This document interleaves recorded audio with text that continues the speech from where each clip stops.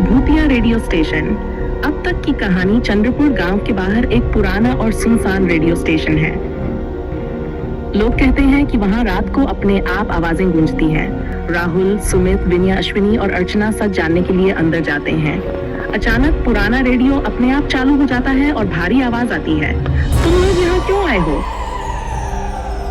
सुनो, तुम कोई भी हो, लेकिन मैं तुमसे नहीं डरता हूँ। मैं इधर रहने को तैयार हूँ, लेकिन मेरे दोस्तों को जाने दो। डर के बीच सुमित फैसला करता है, तुम लोग बाहर जाओ, मैं इसे रोकता हूँ। चारों दोस्त किसी तरह बाहर निकल जाते हैं, लेकिन दरवाजा बंद हो जाता है। अंदर सुमित अकेला रह जाता है। बाहर खड़े चारों दोस्त घबराकर चंद्रपुर गांव की ओर दौड़ते हैं, मदद लाने के लिए। और अंदर रेडियो की आवाज फिर से गूंजती है। कहानी यहीं रुकती है। आगे क्या हुआ जानने के लिए कहानी का अगला भाग जरूर देखिए। चैनल को सब्सक्राइब करें और जुड़े रहिए।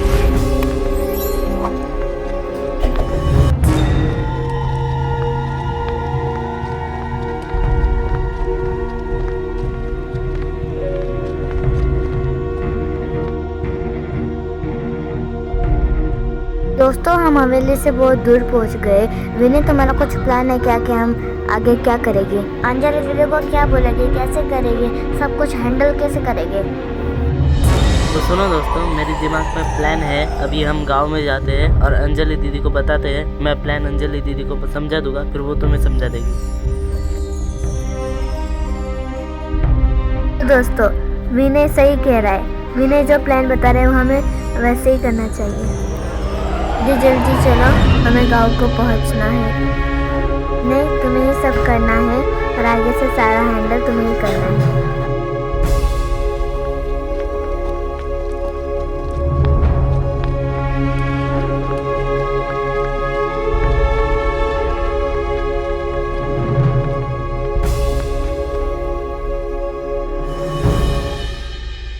आखिरी आवाज पार्ट द स्टोरी। कभी कभी डर जंगल में नहीं होता, वो इंसान के दिल तक चला आता है। वापसी बिना सुमित के सुबह का वक्त था। विना, राहुल, अर्चना और अश्विनी थके हुए कदमों से सुमित के घर के बाहर खड़े थे। दरवाजा खुला।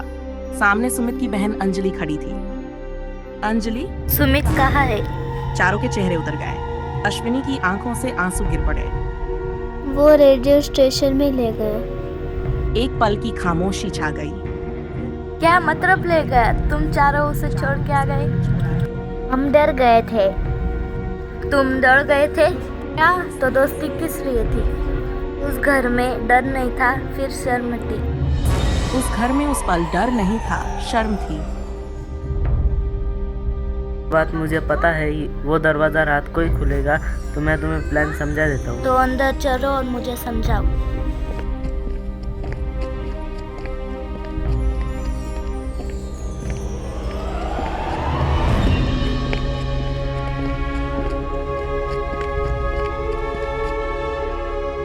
सब आ गए। अब विनय आ गया और बताओ सब। और क्या हुआ, कैसे हुआ और सुमित कैसे गायब हो गया?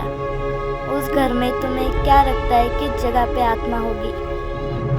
तो शायद मुझे लगता है वहाँ पर जो रेडियो, उस मशीन में ही उस भूत की आत्मा होगी, तो हमें उस मशीन को जलाना पड़ेगा।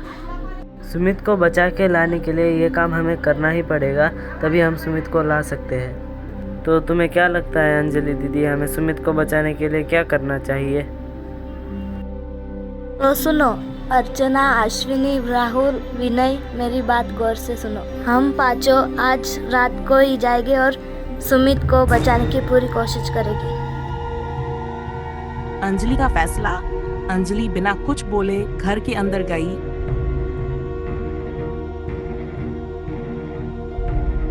और एक बैग लेकर बाहर आई।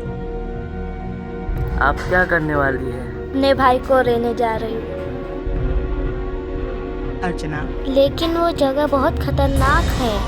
जब बात अपने भाई की हो तब जगह डर की नहीं होती। अश्विनी ने सिर उठाया। हम आपके साथ चलेंगे। चारों ने एक दूसरे की तरफ देखा और चुपचाप हामी भर दी। जब बात अपने भाई की हो तो डर की कोई जगह नहीं होती। विनय, तुम बताते रहना कौन सा रास्ता है, कहाँ जाना है। चले, हम निकलते हैं। जंगल में खतरा है तो सब साथ में संभल के रहना।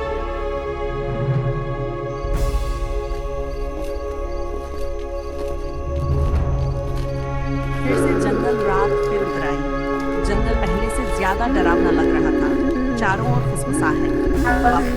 अभी वो हमारा है। राहुल कहाँ गया? ये आवाजें हमें रोक रही है। अंजलि वहीं रुक गई। जिसमें हिम्मत है वो सामने आओ। मेरा भाई जाए, मैं वहीं जाऊंगी।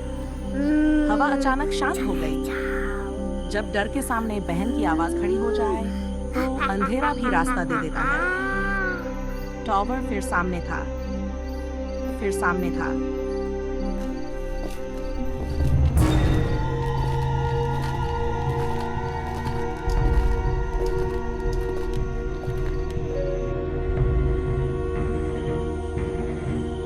अंजलि दीदी, यही रेडियो स्टेशन है, यहीं पर सुमित गायब हुआ था। अंदर ही रेडियो मशीन है। विनय, राहुल, अर्चना, अश्विनी अंदर जाएंगे और ढूंढने की पूरी कोशिश करेंगे सुमित को। तुम संभल कर दरवाजे के पास जाना, इस टाइम पर कुछ भी हो सकता है।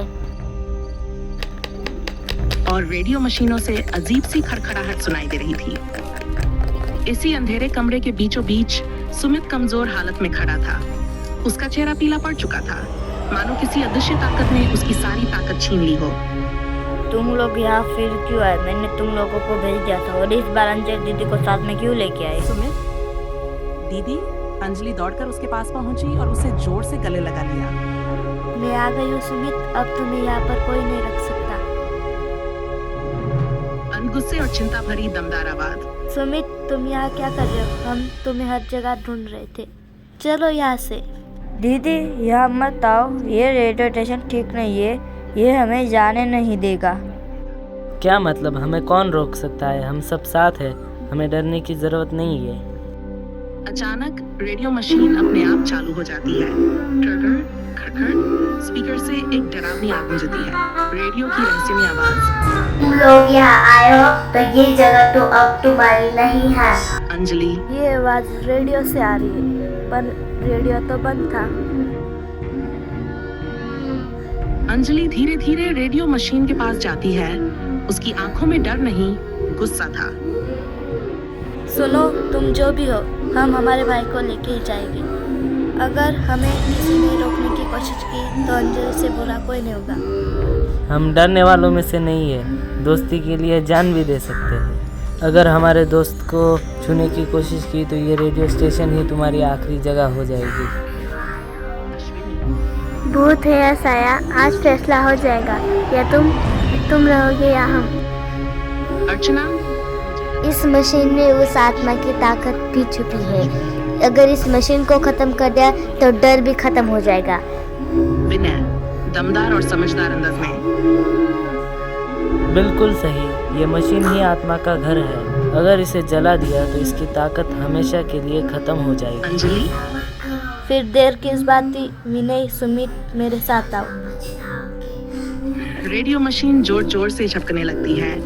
आत्मा की आवाज गूंजती है। नहीं, ये मत करना। लेकिन अंजलि पीछे नहीं हटती। अंजलि।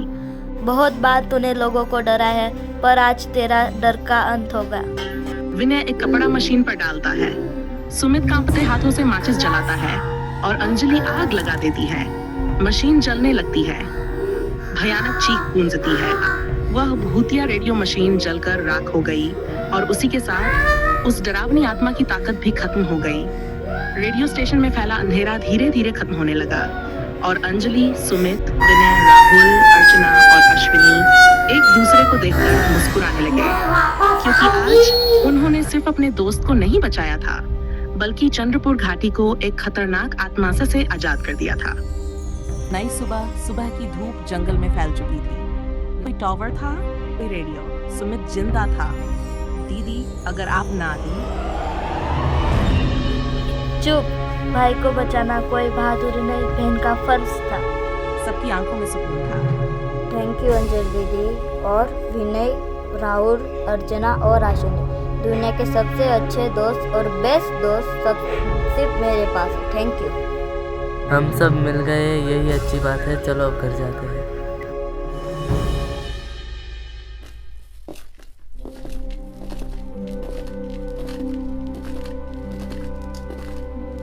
अंत हैप्पी एंडिंग कुछ दिनों बाद पांचों दोस्त और अंजलि साथ बैठकर हंस रहे थे। डर अब सिर्फ एक याद बन चुका था।